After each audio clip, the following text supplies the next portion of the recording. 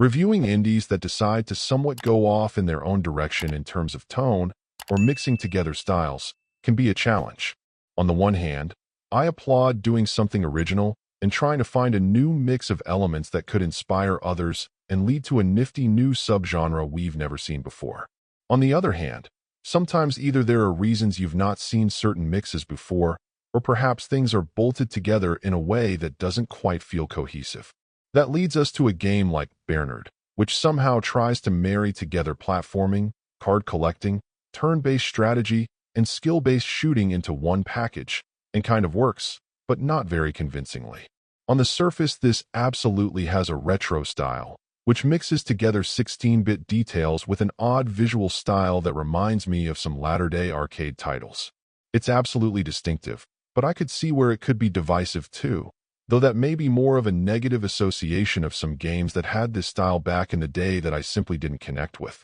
Very quickly you're thrown into this hodgepodge of styles, and initially I'll admit that I found it jarring. So there's some light platforming, cards for turn-based combat enhancement, but I'm also trying to use my skills to lob arrows at enemies accurately. Okay, the result is absolutely different, and I'd even argue daring, but I'm not entirely sure it works all that well.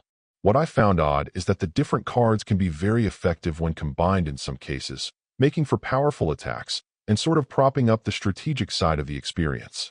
At the same time though, unless you're pretty close to your enemies, leaving yourself vulnerable to their attacks, especially if there's more than one, every attack is a gamble. Can you judge the proper angle and power for your attack? Unfortunately for you, your enemies typically can. Worse, if you used a card or two you'd better hope so, or they'll be wasted. I suppose there's a risk and reward element to this that I normally would dig, but it left me underwhelmed with the combat as a whole, because for me these elements were in conflict with one another more often than not. It does make for a unique adventure, and I suppose if you like your skills being tested in multiple directions, it could even be refreshing. But in terms of it making sense, and clearly pointing to a style of gameplay that deserves more attention, I'm not terribly convinced by this showing. Overall, my final score for the game ended up being a 6.8. And if you're interested in picking it up, it's currently available on the Switch eShop for $14.99.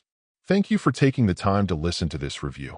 And if you'd like more information or ideas of indie games worth checking out on Switch, be sure to click on the link provided in the description. Until next time.